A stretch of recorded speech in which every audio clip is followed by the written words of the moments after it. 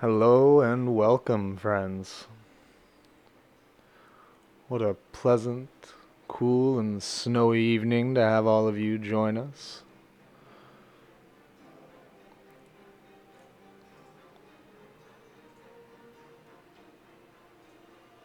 How's everyone doing tonight?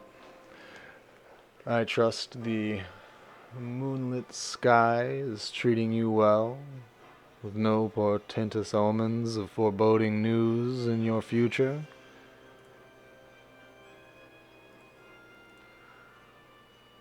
We'll give everyone a few more moments to settle in before we continue with the synopsis of last night's episode of The Night Road. We covered quite a bit of ground last night, and I don't think we finished the chapter we started either. Decisions upon decisions upon decisions.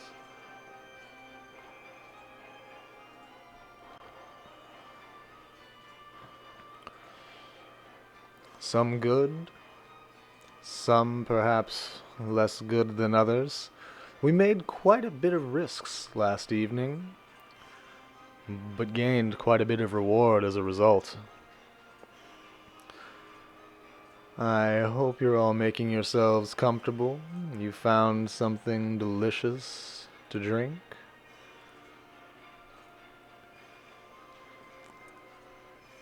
We'll get this show on the road in earnest in about 5 minutes, I think. As some of the others of you, I spent the evening in a fine community of individuals. A young Viking warrior by the name of Will kept us thoroughly entertained with his jumps and frights throughout his Dark Souls adventure. Always an entertaining community to be a part of. A group of lovely individuals who are unafraid to unabashedly be themselves. Something I highly recommend.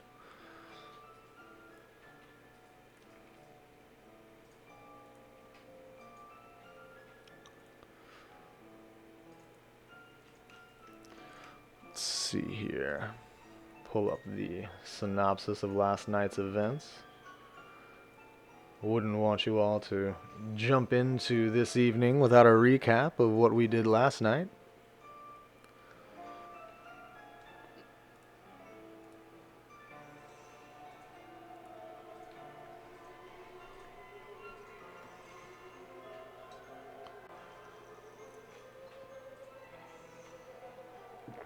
Now, this is a stream for mature audiences this evening.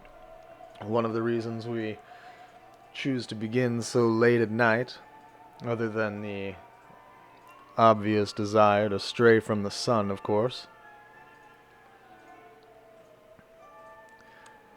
That bright yellow ball of hatred resting in the night sky comes all too early in the morning.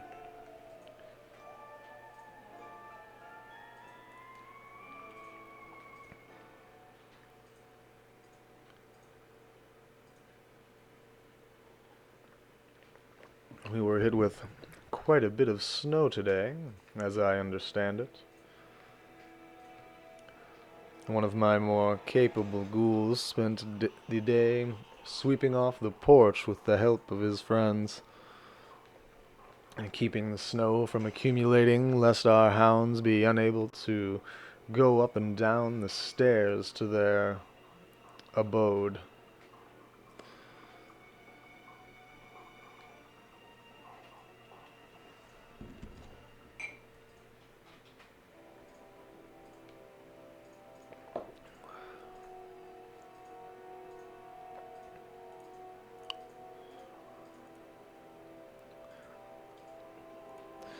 Now, as I'm sure all of you know, this is an interactive adventure.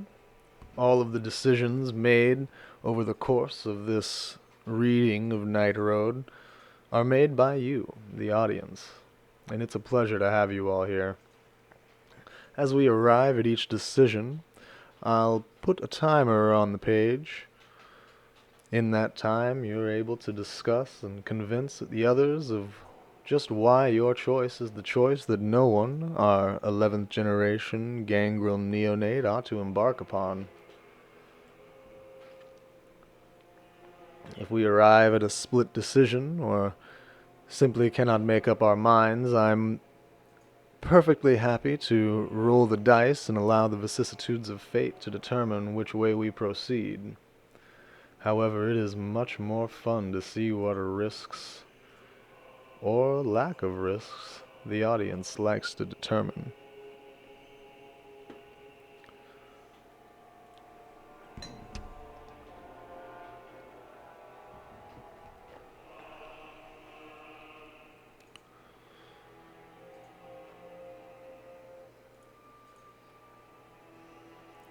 So, we'll begin with a recap of Session 5. Now, Session 4 was a little different than many of our evenings. Rather than moving on with a chapter of Night Road, we simply ran an extended recap of the events leading up to Session 5, going over the synopsis of Sessions 1, 2, and 3 so that those in our audience could play a little catch-up without having to burden themselves with the hours of life on the road that no one is forced to. Welcome, Moose. It's good to have you. How was your day today? Fulfilling, I hope?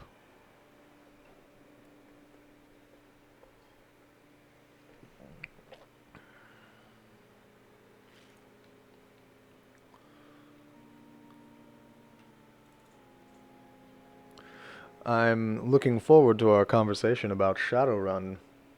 I'll shoot you a message when the stream's over.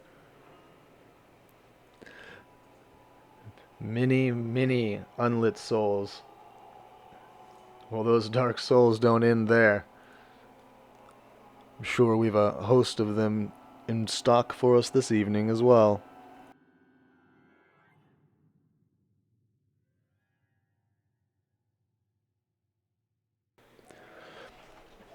Perios, welcome.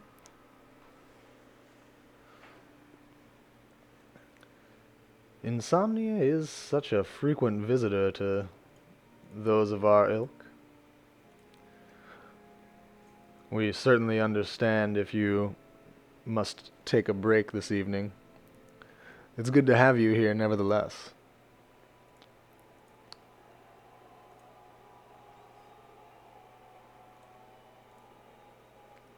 We are just about to begin with a recap of Session 5.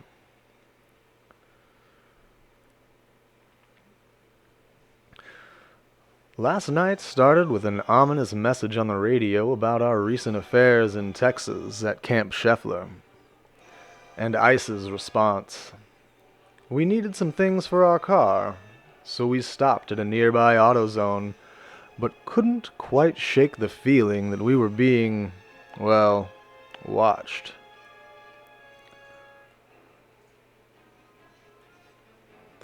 Thanks to our wariness, we saw the large woman and her two overlarge friends before they were in front of us. But they were in front of us quicker than we'd have liked.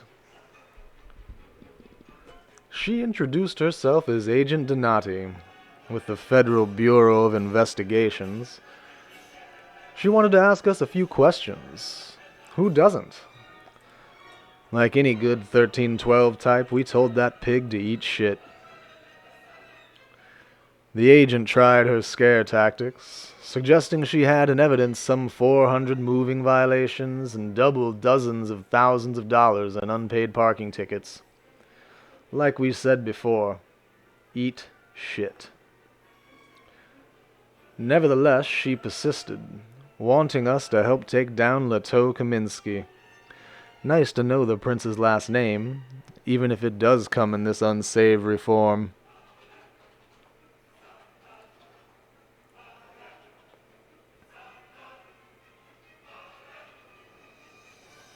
The agent told us how long she's been doing this, searching for information on the prince, suggesting she didn't have enough time left in her. We resisted her attempt to badger us. Prince Leto, it turns out, has had eyes on him for a long time, stretching all the way back to the Spanish Guardia Civil, and even further back to the Ottoman Empire, in texts translated diligently by FBI squabs. The agent wanted answers, but we had no desire to breach the masquerade, especially with so many prying eyes all around us. We played dumb. After all, it shouldn't be this hard for them to arrest such an old guy. How laughable to think of Leto as an old man.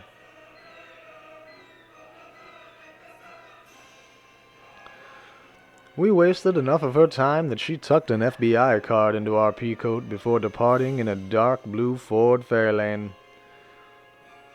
We purchased some things, and on our way out, we saw Riga on the wing outside the AutoZone. Great. Leto's always watching, isn't he?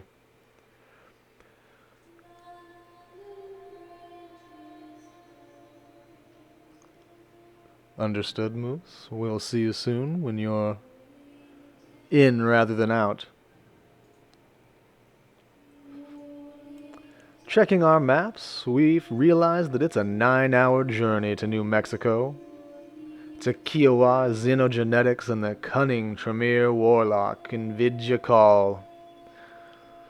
With Julian texting us instructions for how he'd best like us to provide him information and hard evidence. Just what we needed. Julian fucking around and ruining another phone with his over-exuberant text messages. Thankfully, he had another set up for us just a ways up the road. The drive out was simple, if long, and we passed a series of Camarilla joints in our Honda S2000 and more than one of Julian's garages, marked by his Carambit Spécifique. Information to file away for later. Knowledge is power, friends.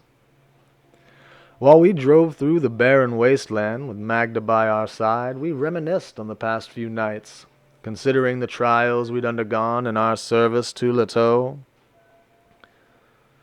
We patted Magda as she hung her head out the open window of the Honda. Good Magda. Trying to research the Warlock had always proven difficult. She started out in a New York chantry, an errand girl for a more powerful of Clan Tremere.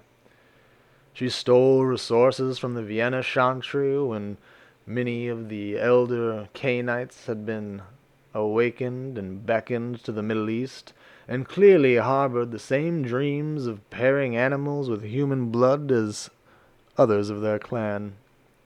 Typical Warlock.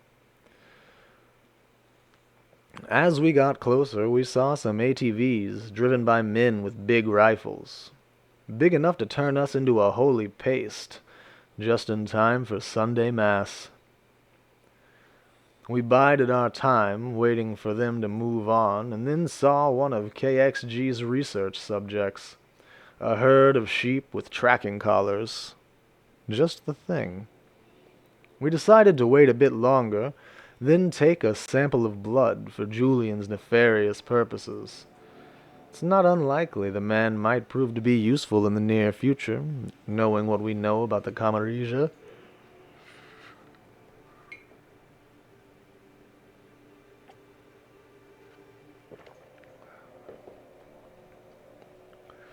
We passed through security and bedded down for the day in our trailer. Ooh, apologies, I skipped ahead a little bit.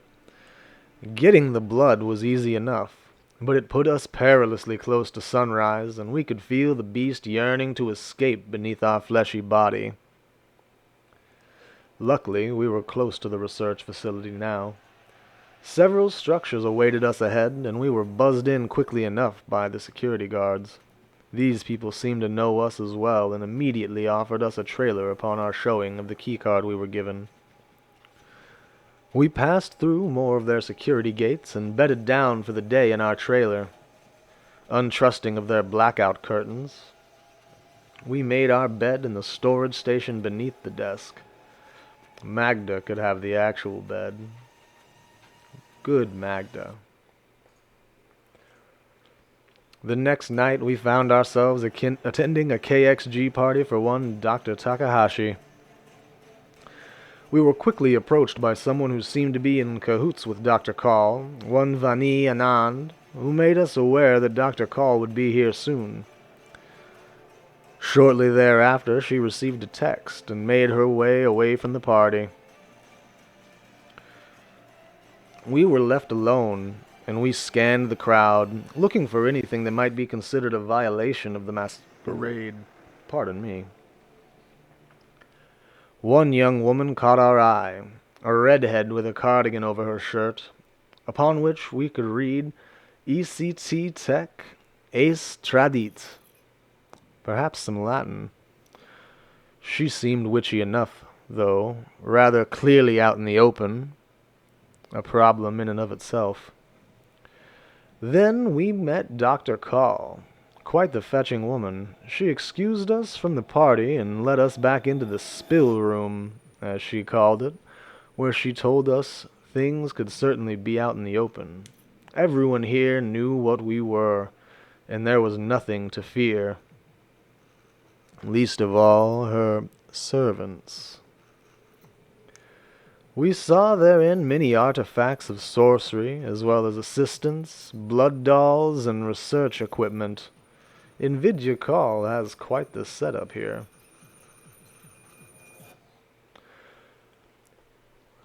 Nevertheless, we were here for a job, but Call did offer us the opportunity to quickly feed on some of her servants. We took a chance, feeding quickly and using some of the blood that we took in to mend our wounds that had been troubling us for a day. Good thing we did, come to find out. We gave Call the information Leto had told us to provide, instructions for her to shut down her facility and her life's work. We decided, as she began to read the letter from Leto, that it might be best to distract her, open up an avenue of small talk, lest she fly into a frenzied rage upon learning the information. As she got further along in the text, our distraction tactics were found to hold little sway, but her assistants had approached her, offering some consolation as one read over her shoulder. The beast rising in Invidya Call's body was palpable, and then one of her blood dolls spoke, perhaps with condescension. "Calm down." What a fucking mistake. No one in the history of kindred or mankind has ever calmed down from being told to calm down. Learn from their mistake. Invidya Call grabbed hold of Sanam's skull in black-nailed hands and let her blood sorcerously snake its way down onto his face. Thick, acrid smoke bubbled up from the melting flesh as Sanam screamed in agony. Everyone else scattered, yelling in horror, fear, or worse. We tried to grab Call's attention, rushing her and then diving out of the way of whatever ire she might throw our way as she screamed about Leto's decision. How could he? She deigned to query, acidic blood still flowing from her hands as she carelessly tossed it around the room. When we rushed her, we had her attention all right. We dodged 2 more blasts of her acid, but a third caught us squarely. Our wrists and cheeks suddenly bare to the night sky as the acid whisked away our epidermis. Fuck, that hurts. But we were alive, after a fashion. Invidya Call showed open amazement at our ability to exist after her assault, and our open wounds seemed to calm her more than Sanam's unwise advice. Drearily, she offered, "You haven't caught me at my best, no one." The Tremere informed us that she needed some time to compose a response to Prince Leto, and that we'd be staying here a few nights in order for her to create this response. She assured us it would be no bomb, but she needed time to think on just how she would be following Leteau's princely orders. Vanny took us to our room and seemed impressed by our ability to stay cool under pressure. We knew what to do, and we spent the night utilizing our freshly acquired blood to heal the aggravated wounds we'd suffered under Invidjakal's acidic assault. Then we went to sleep, exhausted from the effort of pushing our blood up through seared veins.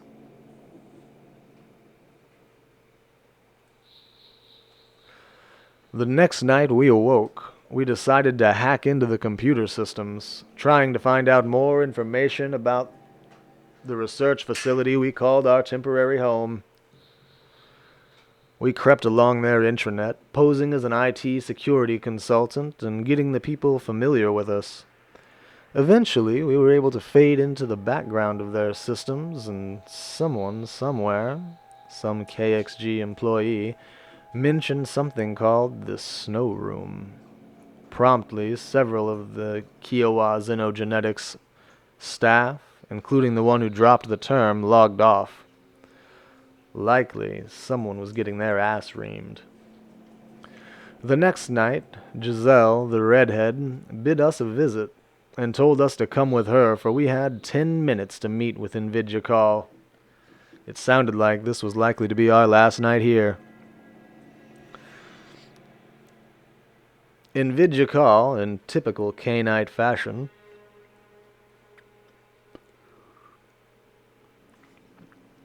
had quite the offer for us.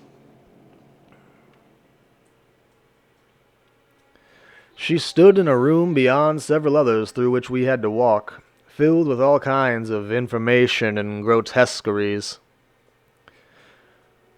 We're talking butchering rooms filled with bodies not of any animal you might see, tubes with human flesh suspended within. When we finally met her, she told us she had indeed assembled a response to Leteau.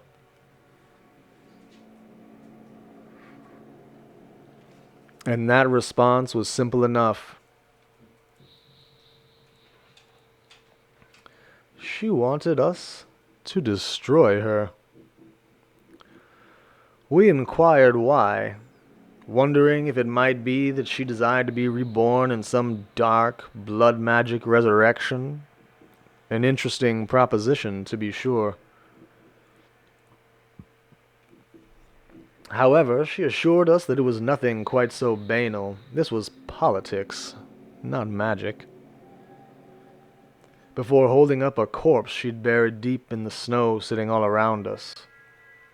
The corpse was covered in dark blood and magic runes, and we felt like we began to understand. The Tremere explained that Giselle was a witch who'd stumbled upon her after utilizing a series of occult channels the Tremere had set up when the Camarilla deigned to forbid the use of traditional electronic communications. Unfortunately for Giselle, she'd failed in her attempts to steal from Invidjakal.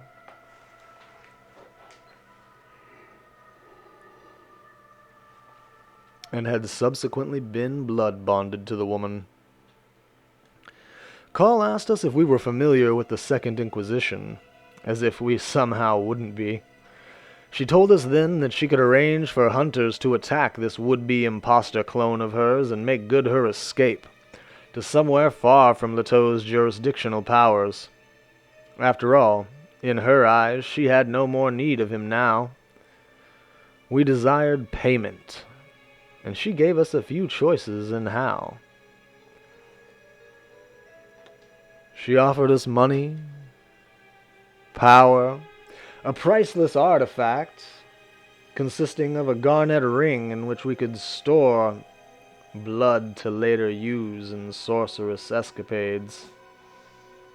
The most intriguing of her offers, however, and the one we decided it would be wise enough to utilize to assist this Tremere was in exchange of a series of lessons in thaumaturgy, the warlock's blood magic that otherwise we'd be unlikely to learn anywhere else. Quite the trade in reality. While we mulled the decision, we took a moment to fully heal our wounds in brazen sight of Invigical, just in case this hot-tempered Tremere decided it wasn't worth the effort she was expelling after all. After offering us her blood, which tasted of starlight, by the way, cold, clear, and full of intensely unrecognizable patterns, she gave us a series of manuals to study. What the fuck was this? She explained that the kind of power she offered came not from some significant zap of blood sorcery, but rather from careful, concentrated study. Only the diligent got to learn their secrets. We went over the information then, discussing the different paths we could take to ditch the clone she'd had created of her body and instilled with some semblance of a zombie-like state of mind. And then, what we would have to do to ditch that clone and have it openly murdered by hunters she'd send against us from one of her many little haunts. When we pulled into one of the Camarilla facilities, we noticed a black Econoline van with tinted windows trailing us. It was clearly full of hunters, who quickly exited the van, covered in body armor and wielding weapons. Just as suddenly as these hunters had shown up, all 5 of them dropped, dead, shot. And something bright impacted the clone of Invigical. She flashed brighter, almost too bright for our eyes to see, and then burned to ashes. A second later, a similar bolt slammed into us, and started a similar and now all too familiar path of sparking wildly. Were we about to die? Luckily for us, the bolt slammed into the phone we'd been given to keep in touch with Call. We ripped it out and tossed it away, just in time for it to explode. We were surrounded by military and FBI, wielding even bigger weapons than the hunters they'd just murdered in cold blood. We recognized some of those shotguns. Dragon's breath. An incendiary device that's one of the only weapons we Cainites truly fear. We made the decision then to jump into our car, our trusty Honda S2000, and with the help of Magda's distractionary assistance, gunned the accelerator. We slammed our poor Honda into 2 of the guards who had already begun shooting at us. They missed Magda, who provided such a tempting target, before she quickly jumped back into our car through the window we'd left open for her, and their second shots exploded beneath the van just as our car slammed into their bodies. The van quickly set alight. We careened away, watching the fireball of death in our rearview mirror, a perilous, though lucky escape, or so we thought. 2 black Buicks pulled out of a nearby community behind us, but wound up running into one another instead of us. Dumbasses. Now there were federal SUVs in close pursuit, and we decided to push the limit, shooting for one of Julian's nearby Karambit marked garages. Thank Cain we'd made note of them on the way out of Tucson.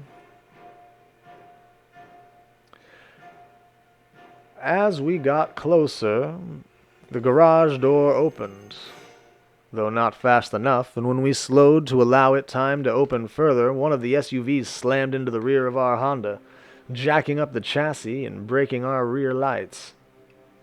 Shortly thereafter, a bullet ripped through the windshield of the SUV, leaving the driver slumped over, dead on impact. We drove in, and they closed the doors behind us. Banu Hakim and their servants swarmed us, but soon recognized us as no one. Julian's accomplice and former student.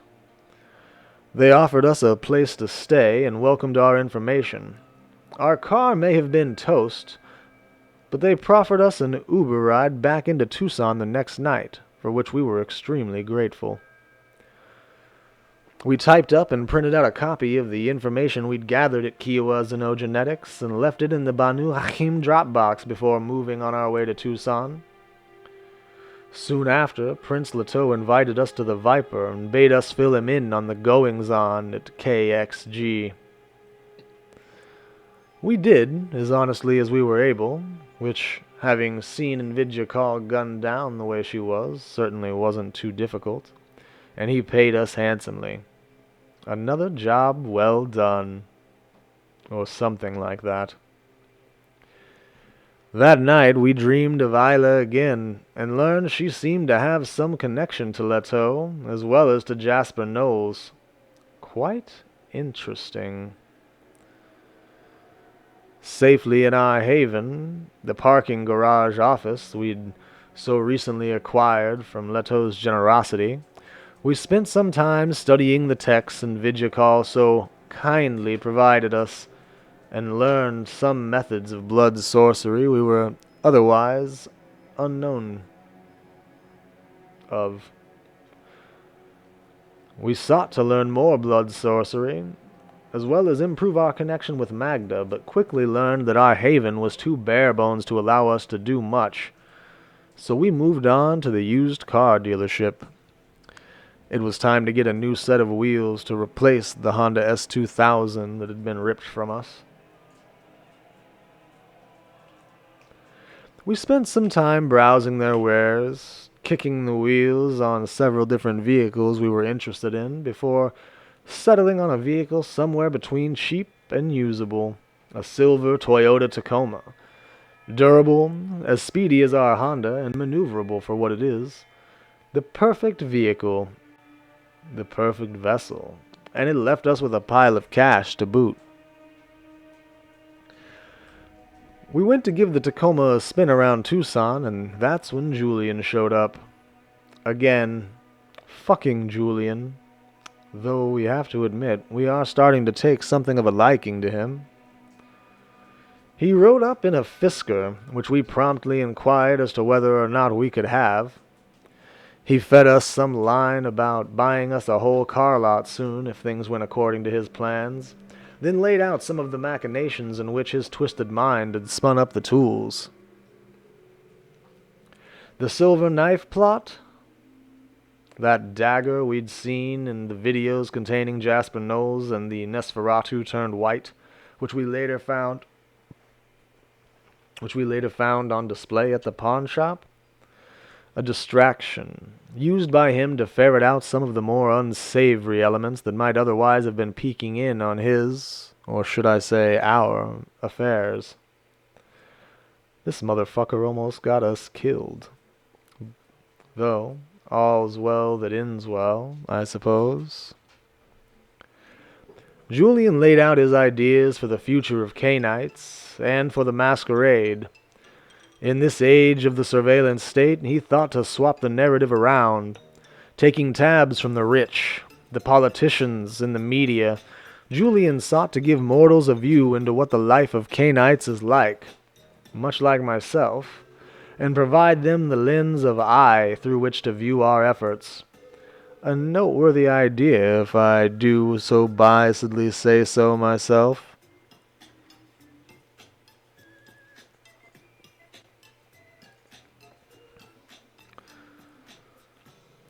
Shortly after this conversation, Julian departed for greener pastures.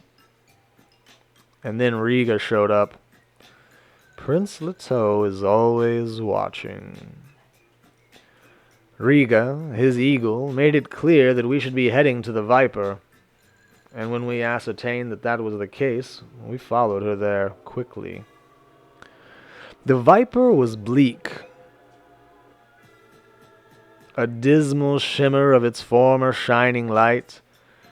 Everyone seemed pissed, on edge, worried, stressed.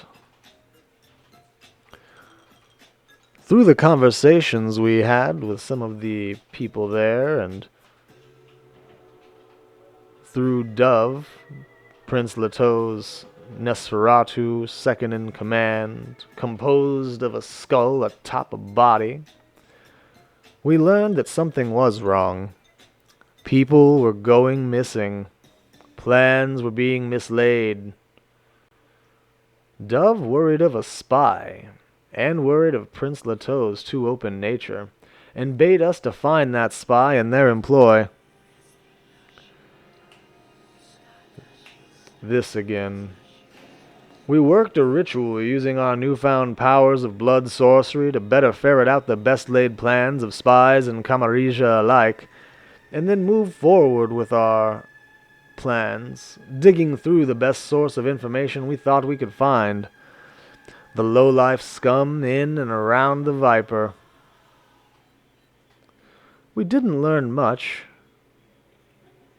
Rumors about what happened in Phoenix and what happened in Texas. Rumors that things in Seattle were drying up, the lack of bodies being funneled to them through the extraction pits of the migrant camp at Scheffler.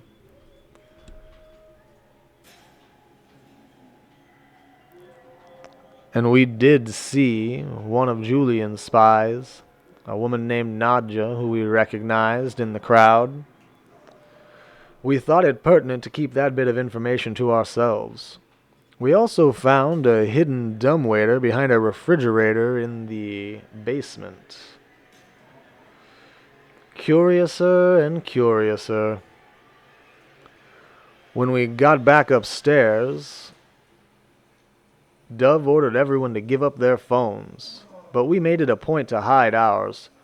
We needed that phone after all. Then Prince Leto arrived, and he wanted to talk about Julian Sim.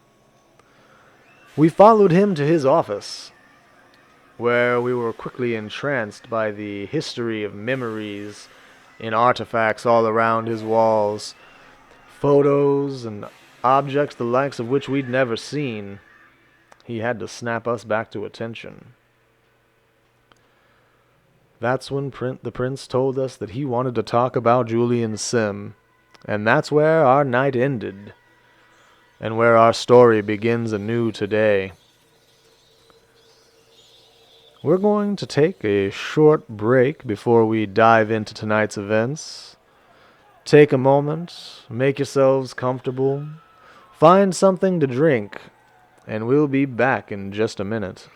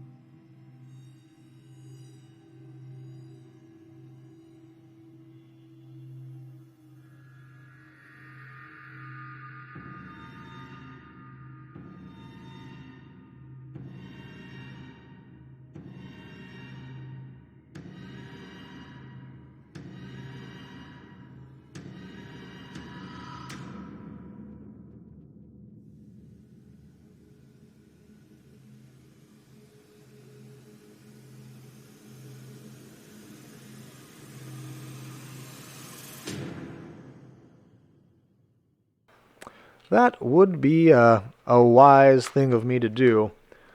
I will go back and remedy this situation. I trust it's working more appropriately now.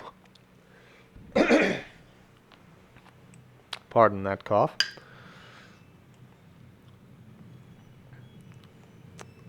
I may have muted my mic a few moments ago.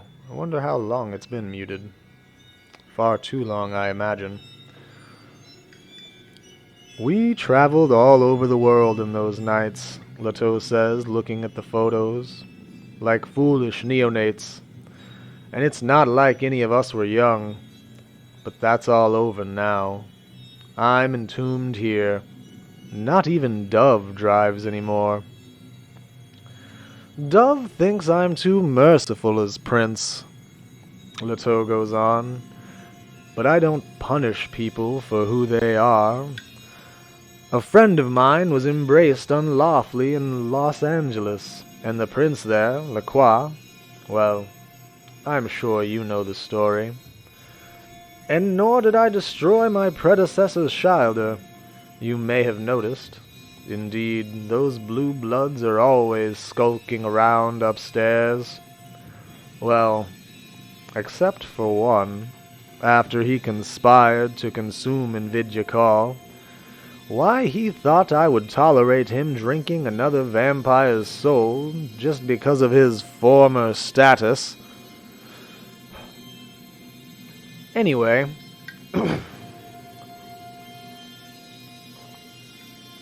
I allow clanless into the Elysium and permit thin bloods to traverse my domain. The problems at St. Basil's and Phoenix are a problem for me, because I want them to find someplace safe. And in my time as prince, I have never once called a blood hunt. I choose to believe it is because my people respect me and have committed no crimes that would make it necessary.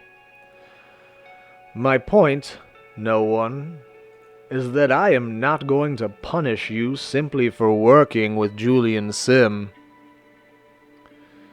Now, we have 4 options in how we respond to Prince Leto Kaminsky. And when I've read through those options, we'll have 2 minutes on the clock in which to make a decision on how best to proceed. As always, record your answers in the chat, and if there is a plurality of votes at the expiry of time, then we'll move forward.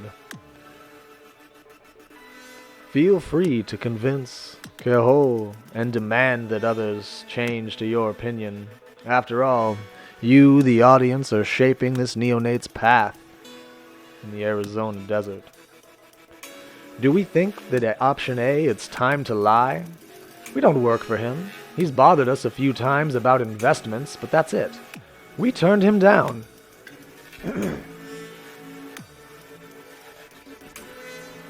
Or option B, do we think we ought to try and feel out the prince's mood and respond appropriately as we talk? Is he honest, or just trying to bait us into a confession?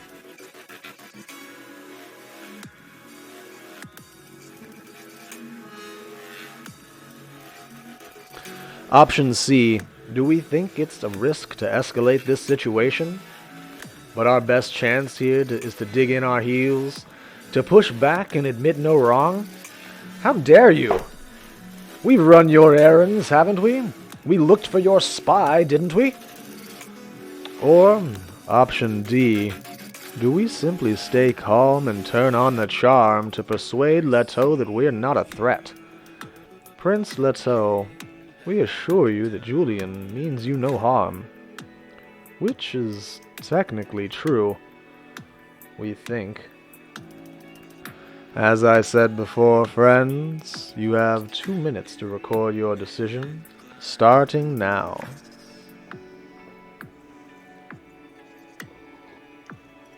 A curious position that we're being put in by the prince. Technicalities are often the best kind of truths, or half-truths as the case may be. It's not like we know anything we oughtn't to know. And with Leto watching as carefully as he has been, surely he's knowledgeable about some of our dealings with Julian that we'd rather he not know. Then again, often I've found much of a prince's power lies in the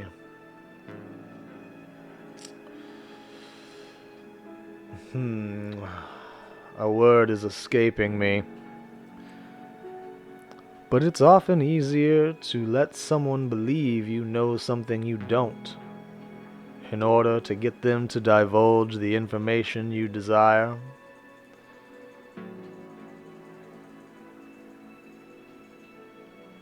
With 45 seconds on the clock, it seems we've one vote for turning on the charm with Prince Leto, trying to convince him that Julian Sim means no harm and is simply another vampire amongst Canaanites, trying to eke out an existence that we didn't ask for twice.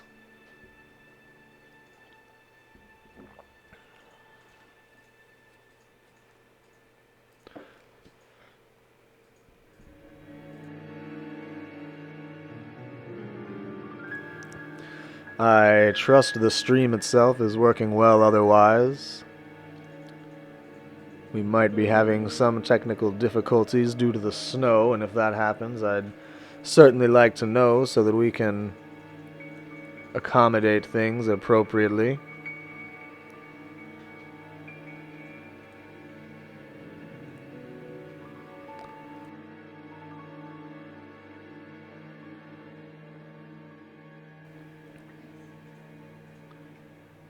Excellent, Moose. Thank you for letting us know that. I really appreciate that and your presence this evening. It's lovely to have the opportunity to share this story with such a dark community.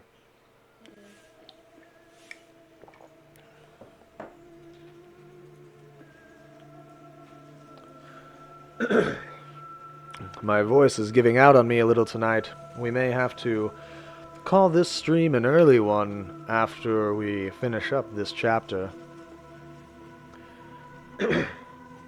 Don't lie to me, Leto snaps. Julian means every vampire in the Camarilla harm, whether he knows it or not. I've heard about his scheme to bring down the Masquerade. I am merciful, no one, but God help you if I find out you're involved in that. I won't even be there to watch you and Julian greet the sunrise because a dozen Archons will show up if it looks like his scheme is close to fruition. And they won't worry about technicalities like how closely you've worked with Julian. They'll just cut your head off.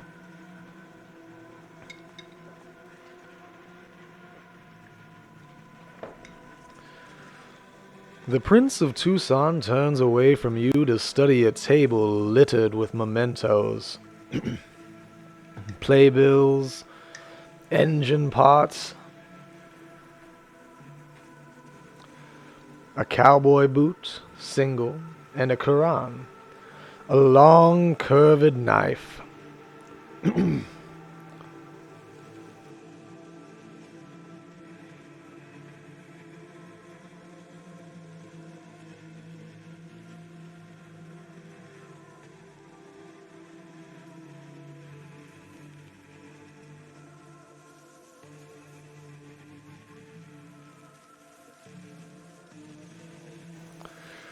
A long, curved knife, still in its turquoise-studded sheath.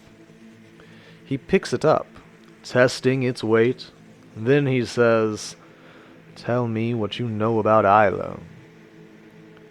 Time to figure out how to survive the night. Again, we have 4 options before us, friends. Option A, do we lie right to Leto's face? We've never heard of her.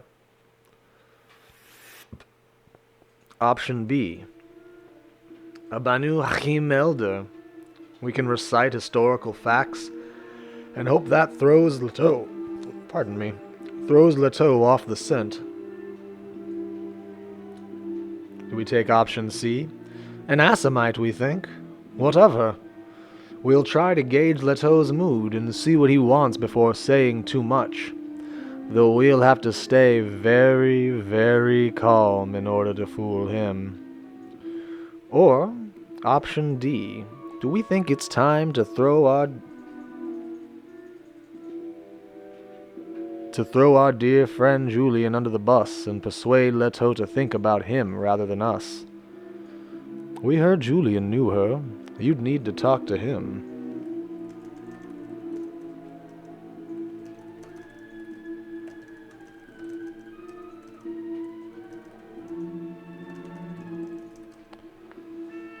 There are 2 minutes on the clock, friends, beginning now.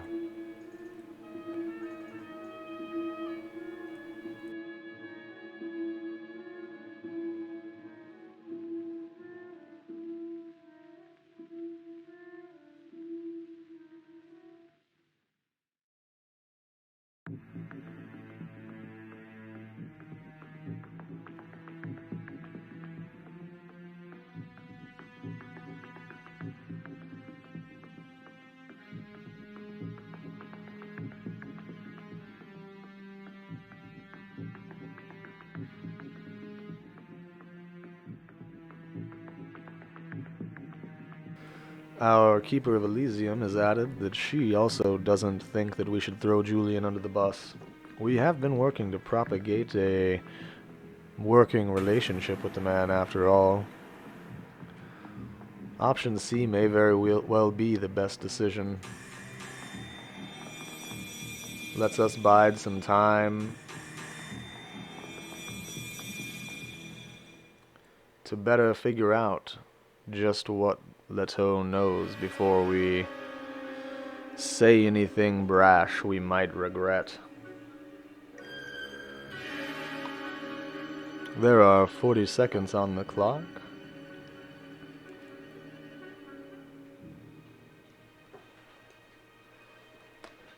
Especially true in a city plagued by as much suspicion and superstition as Tucson currently is.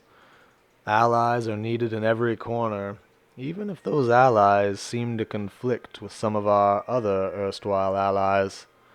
And Julian has just provided us a safe house by which to escape the FBI and military pursuing us.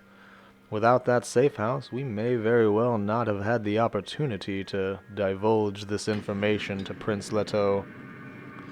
So we shall move forward, trying to gauge the prince's mood and see what he wants. Leto regards your attempted deflection with cold distaste, but answers your question anyway. Isla was a daughter of Hakim and an elder of the 7th generation, embraced in Anatolia before the rise of the Ottomans. We met a few times in the early 20th century. He points at the photo taken on the Spanish Riviera. After that, we drifted apart. What does she have to do with... You point vaguely toward the street, somewhere outside, which Dove and Carlos are probably still watching with worried expressions as the courier they await does not arrive.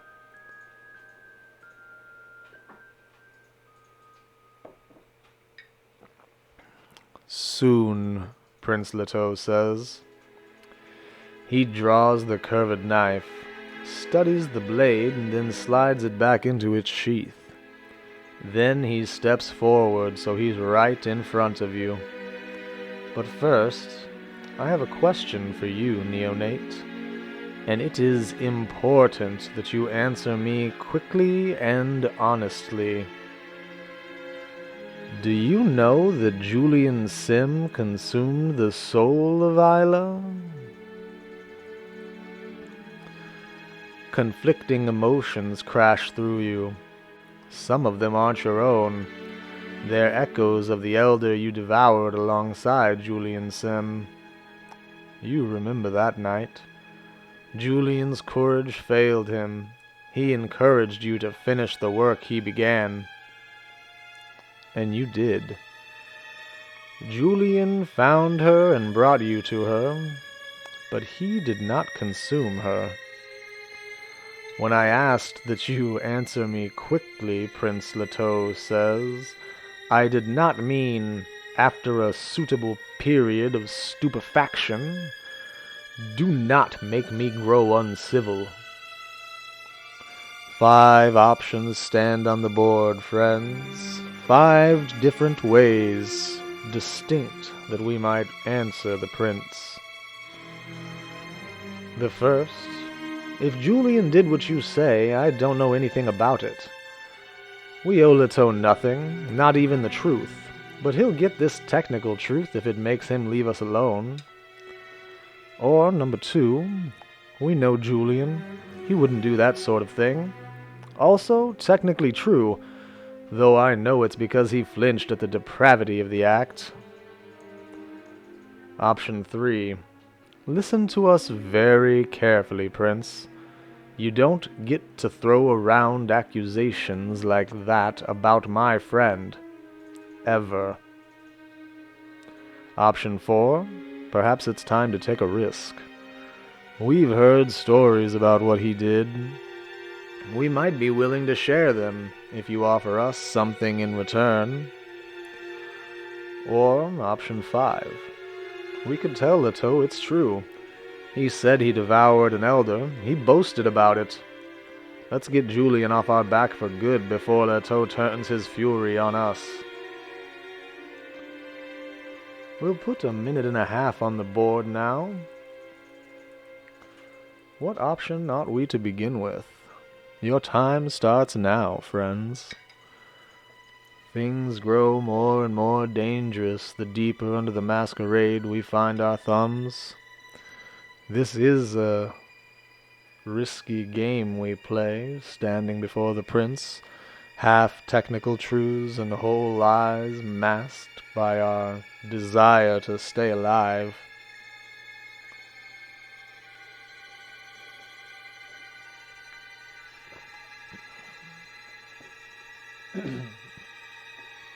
I also wish we could say Julian didn't have the guts to do that.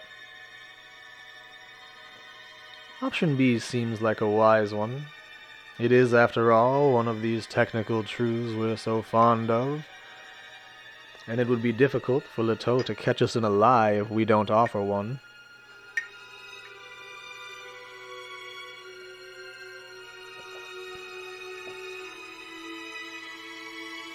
Less than 30 seconds stand on the clock in which to make this decision, friends.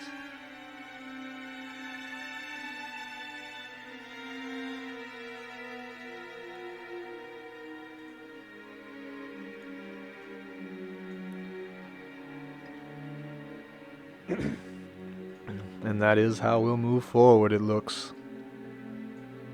A prudent decision, we hope. Just as you start to speak, someone knocks on the door. Prince Leto ignores it, narrowing his eyes as he studies your face. You feel the power of his blood, and you remember the years spent hiding, afraid that your aura would reveal your crime. But the stains on your soul have faded. After a moment, the Prince of Tucson takes a step back, his expression puzzled. The door bangs again. What is it? We found the last courier. Dove's voice, flat and hard. The Eagle Prince studies you for another moment, then opens his office door. She's dead, Dove tells Leto as she enters. We found her car 2 blocks away. She crawled into one of the safe houses but couldn't reach the phone. So that's all of them, Leto says. I'm here. Carlos is here. You are not needed here, Leto snaps. Maybe we'll send Carlos and his Corolla if we have to, but not you. I apologize, that is, you are needed here. Did they talk? Dove asks, gesturing at you. Leto stares at you again, his gray eyes shimmering and his expression different from anything you've seen before. Thoughtful? Or he almost looks dazzled, like someone touched by the kindred's mental arts. But who could influence an elder? He shakes his head. Julian didn't consume Isla, the prince says. I'm sure of it. He stares right at you, and he doesn't figure it out. Or does he? His expression is unreadable, the contemplative gaze of a man who has been dead for over 2 centuries. Huh, Dove says. Didn't expect that. So what do we do about Julian Sim? He's just some anarch, Leto says with a dismissive wave of his hand. But we still don't know where he's operating out of. Isn't that strange? He used to work out of Denver. Where is his lab now? Why don't we know? We have bigger problems, Leto says. We have to deal with the Second Inquisition before we end up like Dallas or Flagstaff. Well, if you're not going to destroy this neonate, you might as well put them to work, Dove says. Another 4 options on the board, and a minute 15 in which to make them. You know the Second Inquisition tried to recruit me at an AutoZone, right? We might ask. Option B, we can tell the prince to pay us and we'll drive whatever you have wherever he needs it. Option C, we could simply ask what we can do for the Camarilla. Or option 4, this is getting more and more dangerous. We need to know what's going on. Your time begins now, friends. We seem to have fooled them, for now at least.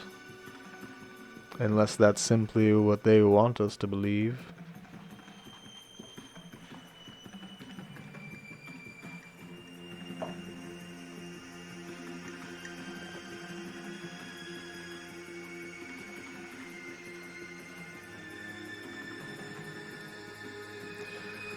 Being too brash with the prince right now might indeed be an unwise decision. Offering up the simple truth about the recruitment attempt at the AutoZone might not be an unwise decision. It would ingratiate them on our behalf and let them know that maybe we're being more truthful than we've let on previously.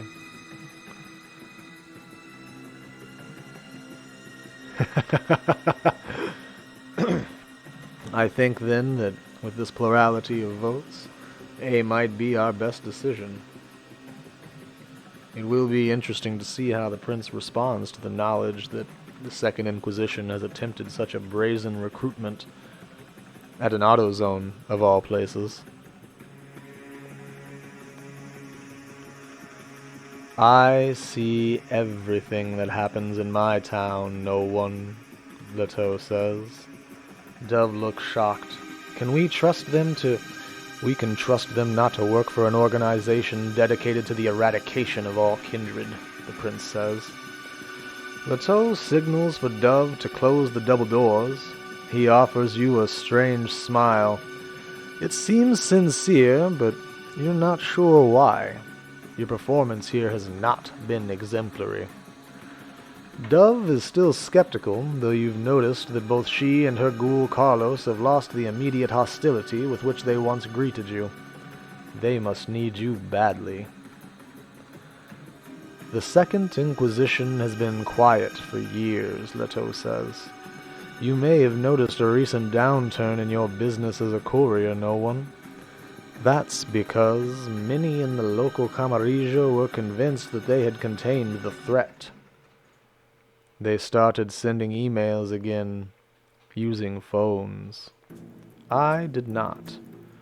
That's why the Viper is still standing. While the Elysiums in Flagstaff and Santa Fe and a dozen havens in Dallas are smoking ruins.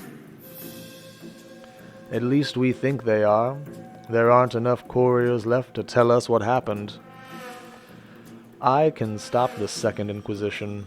I can hit them so hard that they leave us alone for half a century. But to do that, I need you to make 3 more runs over the course of the next month. These are strictly driving jobs. You'll pick things up or drop them off.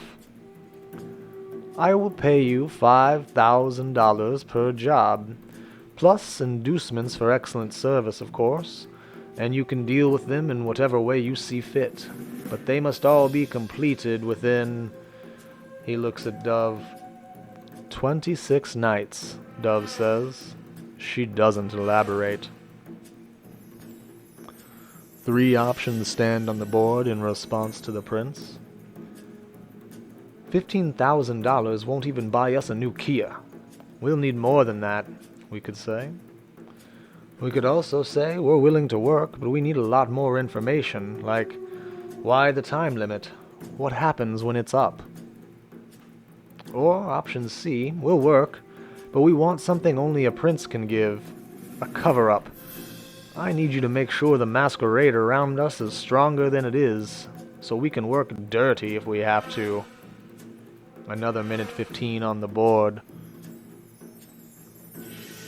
I must admit some curiosity about the dumb idea Moose had given option A on the previous decision. Care to divulge, friend?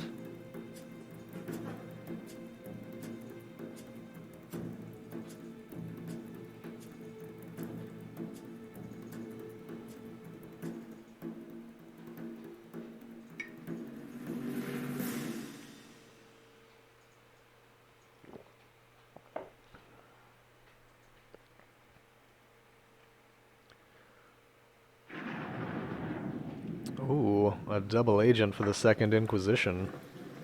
That would be an interesting turn of events. Playing all sides against the middle.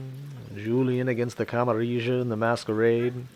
The Camarilla against Julian in the Second Inquisition. The Second Inquisition against the very beings that brought us into this intrepid and dismally awful world. It does pay to be the one in control, doesn't it? It might be a bad idea, but often the worst ideas are the most entertaining.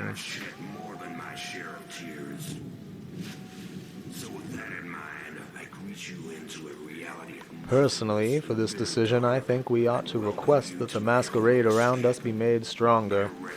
I agree, Moose. It is the smarter play, because we have recently had a cock-up with the masquerade as it stands, and it does grow thin around us. Especially with the Second Inquisition on our tail.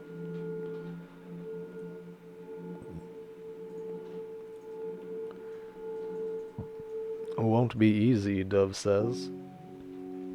And Carlos is suspended from the force. But we still have contacts in old media, Leto says. Maybe it's time to put them to work. I'll tell the Ventru and Torador what they need to do, Dove says.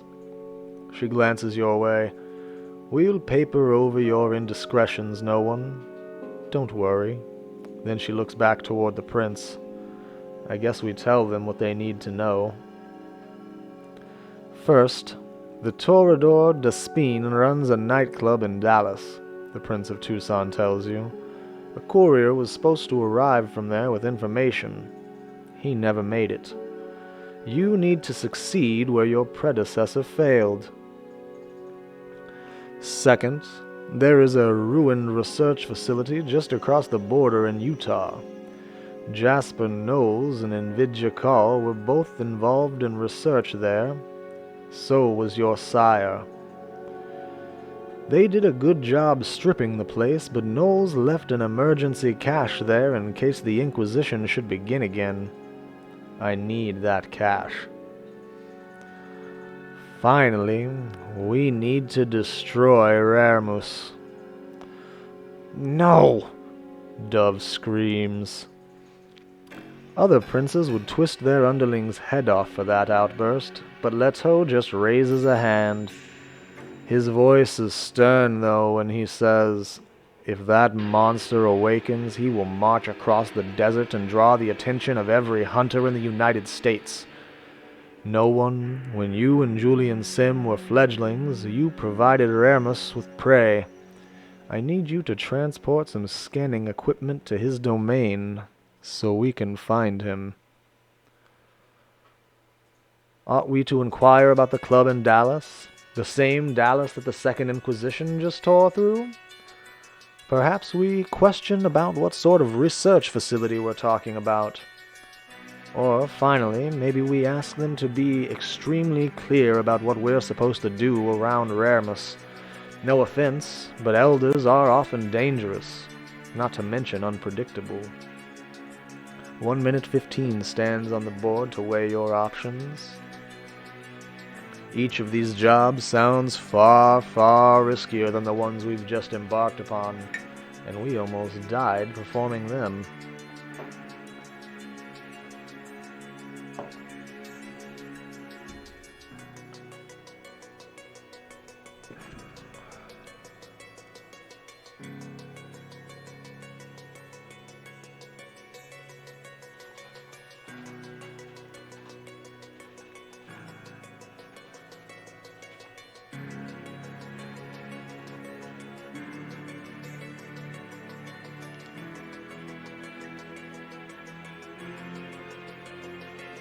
I think we've proven our ball's big enough for the best of them.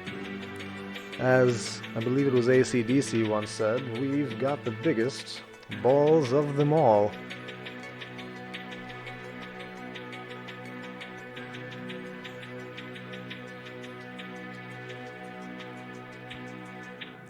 This is true, however. The cache at the research facility might just make not only our work with the Camarilla, but the Camarilla's work with us more efficient against the Second Inquisition, especially given our recent run-in with their lackeys.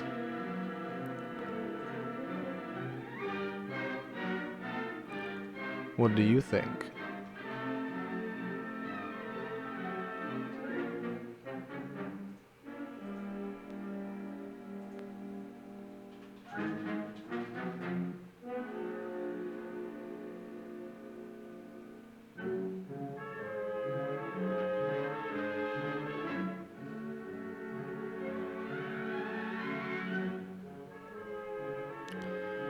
It may very well be possible as well that we'll be allowed to ask each of these questions in turn. It is all pertinent information after all. Let's move forward in querying the research facility. Are you familiar with Biosphere 2, the old research facility about an hour north of here? The prince asks. Leto, they're a fledgling. They only know about the Pauly Shore movie, Dove says. There were several experiments in maintaining a self-contained ecosystem before Biosphere 2, which was more of a public relations stunt than anything else, Leto says, ignoring the Nosferatu. The first was conducted by the United States government in the early 1970s in collaboration with a consortium of oil and natural gas companies. Once they understood the possibility of a climate apocalypse created by greenhouse gas emissions, they enticed undocumented immigrants with promises of employment, then experimented upon them medically and psychologically in a sealed environment as resources dwindled. They didn't learn anything, Dove says.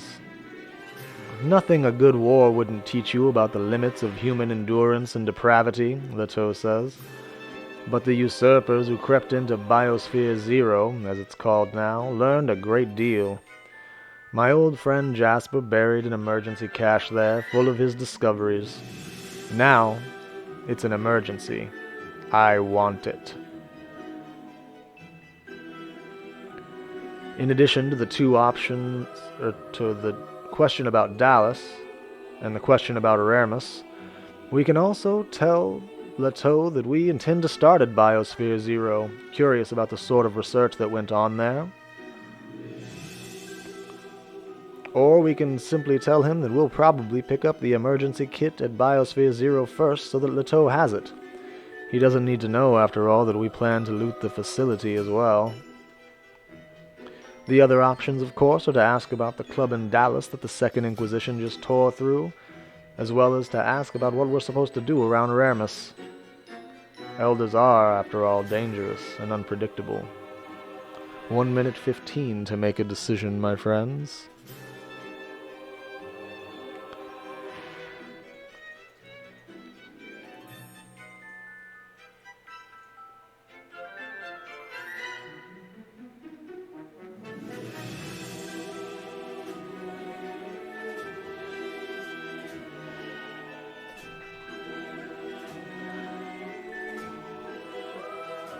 I agree. We'll move on with each of those in turn then, acquiring as much information as we can before we make a final decision. First, the club in Dallas.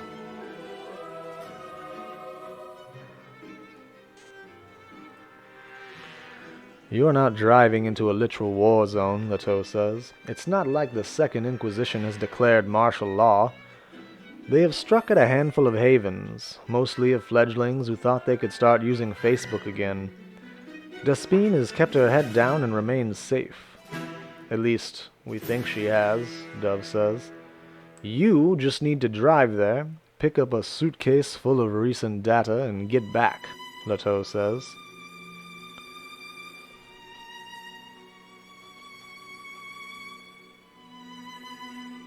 Now we'll inquire about just what we're supposed to do around Ramus before we investigate the other decisions available to us. Isn't Ramus technically a Methuselah? Dove asks. No, he's only 7th generation. Ramus, Rassilon, Androvicus, Malakoit, Absimiliard, Zilla, Cain. At least, if you believe those Russian Bruja, which I never will, Dove says. No one, the Prince of Tucson says. We need to know Ramus's movements if we are to destroy him before he rises again. Because if he does, the Second Inquisition will focus 100% of their forces here. Right now, they're applying only a little more pressure than usual, and we're in shambles, and that Nosferatu is getting restless. I need you to transport a ground-penetrating radar kit to the desert where he roams. Some of my people will be waiting, but you don't need to stay. Just drop off the equipment at our base. They're deep in the desert, though, so be prepared for a rough road. Now, it seems we have 2 decisions where each decision is concerned. We could tell the prince we'll probably start with Dallas. Maybe we can stomp a few Inquisition goons on the way, though, through. Or we can tell him we'll probably go to Dallas first, and maybe help out the Kindred there if they're in trouble. We have the 2 options to start at Biosphere 0. Either curious about the sort of research that went on there, or not letting on our desire to loot the facility while we're en route. Or do we need to destroy Ramus first, before he rises and breaches the Masquerade, and therefore let Leto know that we'll help deal with him first? Perhaps we wish to get rid of Ramus first instead, because that monster is a blight, and we might do even more than drop off equipment to stop him.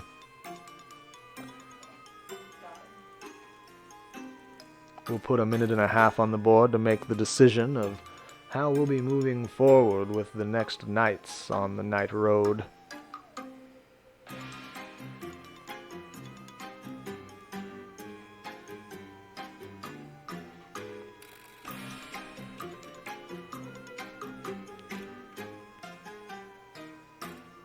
I believe whichever of these decisions we make, we'll be nearing the conclusion of this chapter and the beginning of something beautiful for next time.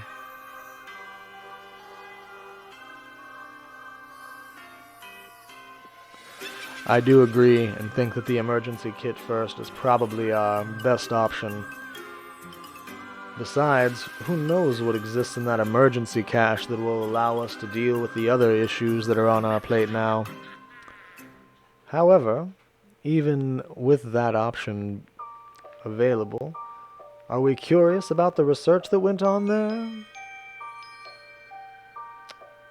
Or do we plan to loot the facility while we're performing our odd jobs?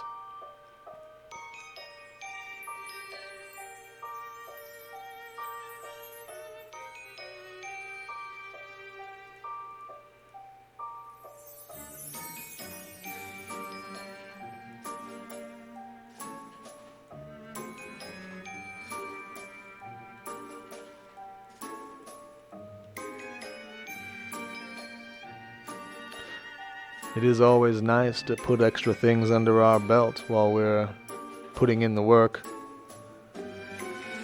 Besides, he's not paying us nearly enough for how much danger we're going to be in from this. Start wherever you like, no one, Leto says. I'll have more information for you tomorrow night. Oh, and one last thing. Stay off the highways. The Second Inquisition's contacts and regular government and police agencies are all over them. That'll slow you down, but it's only a 2-night trip instead of 1. That seems to be the signal for your departure. Dove rises and opens the door. You feel Prince Leto's gaze on your back as you leave, but you and he are separated by so many centuries that you don't know what it means. In that moment, you suddenly feel human again, and you don't like it. You return to your parking garage and park the Tacoma. Where to tonight?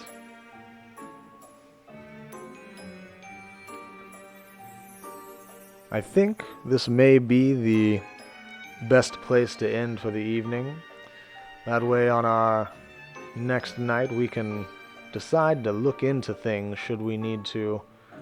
Spending some of the experience points to hone our abilities or further the secrets of our blood.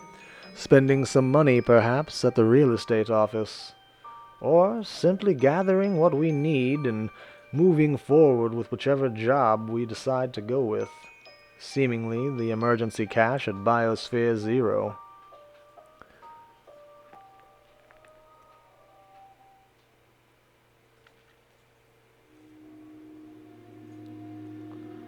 I'm personally quite glad that we didn't push to get to this point last evening. It seems like it took an extra hour or so of time that we didn't have the night before. I definitely agree with that.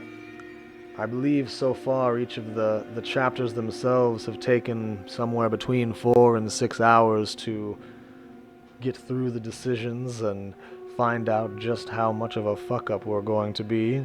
Or not.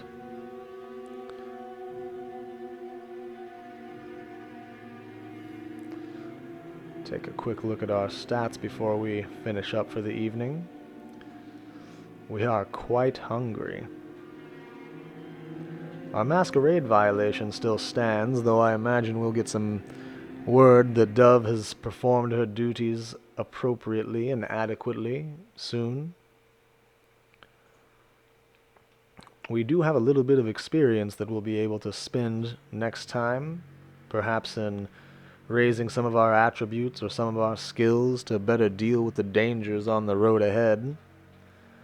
We could also spend them on some of our disciplines, especially if we spend some of the money we're in possession of on acquiring a new, better haven.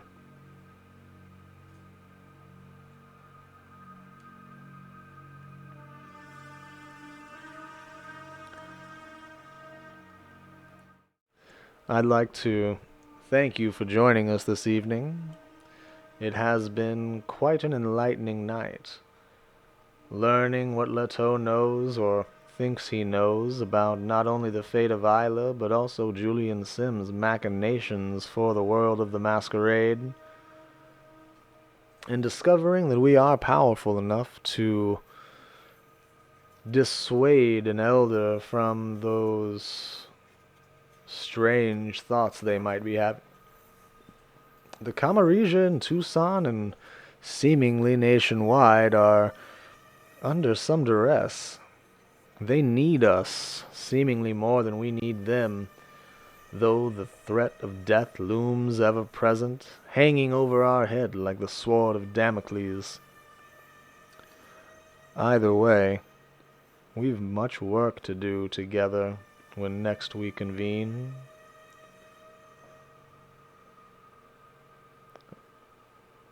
Moose, I would certainly like to thank you for being here tonight. Your participation is always welcome, and the insight you provide into not only the choices we make, but also the masquerade as a whole are very, very welcome. We look forward to being able to continue on this journey together in the nights to come. We have much planned not only for the night road, but also for streams going forward. We're simply working to get all of our, what is the term, ducks in a row before we're able to implement them fully. All that said, I think it's time that I grab a nice cup of hot tea and rest my clearly weary voice. I can hear the demons scratching their way out of my throat even as I speak. It has been a pleasure this evening to explore no one's path down the night road. And with that, my friends, good night, good bite, and good fright. Thank you for joining us, and we'll see you again soon.